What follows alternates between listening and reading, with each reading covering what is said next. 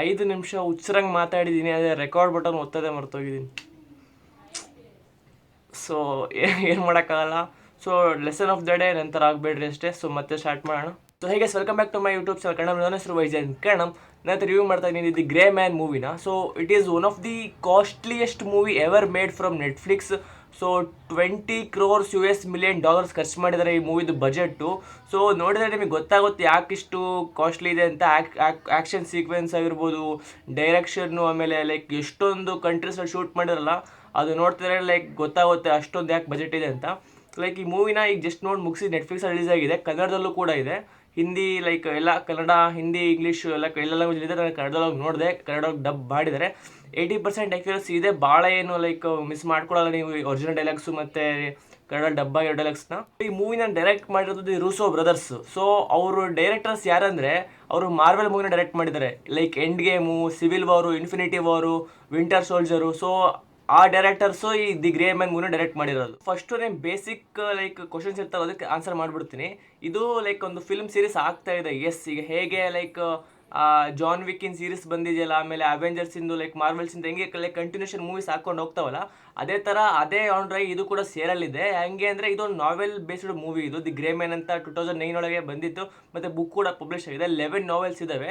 So ಇದು first part ಅಂತ ಹೇಳ್ಬೋದು. ಸದ್ಯಕ್ಕೆ ದಿ ಗ್ರೇ ಮ್ಯಾನ್ ಅಂದರೆ ಯಾರು ಅಂತ ಇಂಟ್ರೊಡ್ಯೂಸ್ ಮಾಡಿದ್ದಾರೆ. ಅವ್ನ ಬಿಹೇವಿಯರ್ ಹೇಗೆ, ಅವನು ಎಷ್ಟು ಕಾಮನ್ ಆಗಿದ್ರು ಕೂಡ ಅವನ ಕೆಲಸ ಏನು, ಅವ್ನ ಕ್ಯಾರೆಕ್ಟರ್ ಏನು, ಅವ್ನ ಶಕ್ತಿ ಏನು ಅಂತ ಎಲ್ಲ ನಮಗೆ ಕರೆಕ್ಟಾಗಿ ಬೇಸಿಕ್ ನಾಲೆಜ್ ಬೇಕು ಅಂತ ಈ ಗ್ರೇ ಮ್ಯಾನ್ ಸ್ಟಾರ್ಟ್ ಆಗಿದೆ. ಸೊ ಮುಂದೆ ಇನ್ನೂ ಬರುತ್ತೆ ಅನಿಸುತ್ತೆ ಭಾಳ ಮೂವೀಸು. ಲೈಕ್ 11 ಬುಕ್ಸ್ ಇದ್ದಾವೆ. ಸೊ ಈ ನಾವೆಲಿಂದನೇ ಇದು ಬೇಸ್ ಆಗಿರೋದು ಇದು ಫಿಲಮು.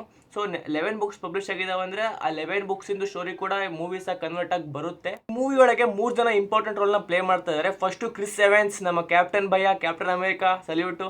ಆಮೇಲೆ ಸೆಕೆಂಡಲ್ಲಿ the Gray Man, Ryan Gosling. Next ಥರ್ಡಲ್ಲಿ ನಮ್ಮ ಇಂಡಿಯನ್ ಮ್ಯಾನ್ ಧನುಷ್ ಅವರು ಕೂಡ ಈ ಮೂವಿಗೆ ತುಂಬ ಇಂಪಾರ್ಟೆಂಟ್ ರೋಲ್ನ ಪ್ಲೇ ಮಾಡ್ತಾರೆ. ಅಂದರೆ ಲೈಕ್ ಭಾಳ ಸ್ಕ್ರೀನ್ ಟೈಮ್ ಕೊಟ್ಟಿಲ್ಲ, ಆದರೂ ಲೈಕ್ ಏನು ಸ್ಕ್ರೀನ್ ಟೈಮ್ ತೊಗೊಂಡಿದ್ರಲ್ಲ, ಸೊ ಅದರೊಳಗಂತೂ ಗುಡ್ ವರ್ಕ್ ಮಾಡ್ತಾರೆ.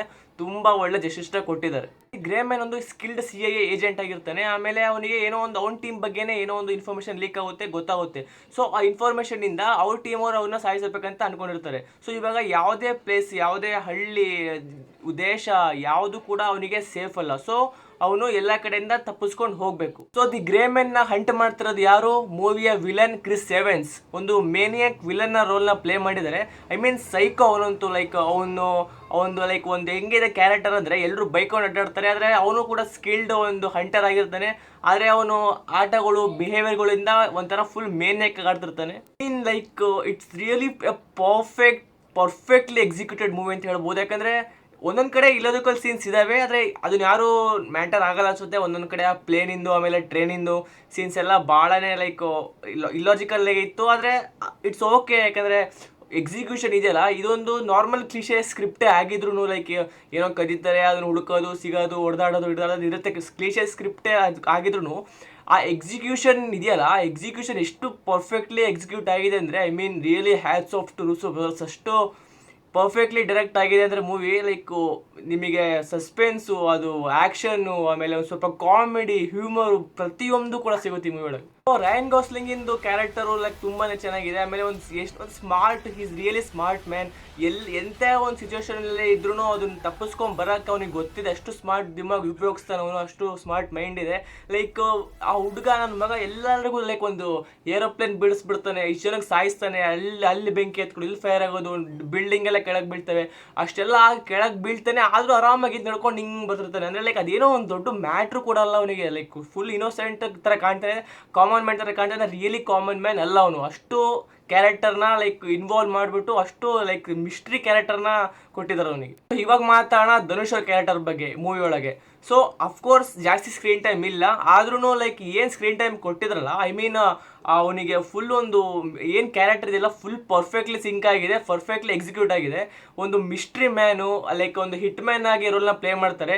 ಹಿಟ್ ಮ್ಯಾನ್ ಆದರೂ ಕೂಡ ಅವನಿಗೆ ಸ್ವಲ್ಪ ಎಮೋಷನ್ಸ್ ಇರ್ತವೆ. ಲೈಕ್ ಇದು ಗರ್ಲ್ಸ್ ಮೇಲೆ ಸ್ವಲ್ಪ ರೆಸ್ಪೆಕ್ಟ್ ಇರುತ್ತೆ. ಲೈಕ್ ಏನಕ್ಕೆ ಇರಬೇಕು ರೆಸ್ಪೆಕ್ಟ್, ಏನಕ್ಕೆ ಇರಬೇಕು? ಫಸ್ಟ್ ಆಫ್ ಆಲ್ ಮಾಡ್ತಿರೋದೇ ಬ್ಯಾಡ್ ಕೆಲಸ, ಆದರೂ ಕೂಡ ಲೈಕ್ ಒಂದು ಹಾನರೇಬಲ್ ಆಗಿರ್ತಾನೆ ಅವನು. ಲೈಕ್ ಬ್ಯಾಡ್ ಕೆಲಸ ಮಾಡ್ತಿದ್ರು ಕೂಡ ಒಂದು ಬ್ಯಾಡ್ ಕೆಲಸದಲ್ಲೂ ಸ್ವಲ್ಪ ಹಾನರೇಬಲ್ ಹುಡುಕ್ತಾನೆ. ಲೈಕ್ ಮೋಸ ಮಾಡೋದವರಿಗೆಲ್ಲ ಕೆಲಸ ಮಾಡಲ್ಲ.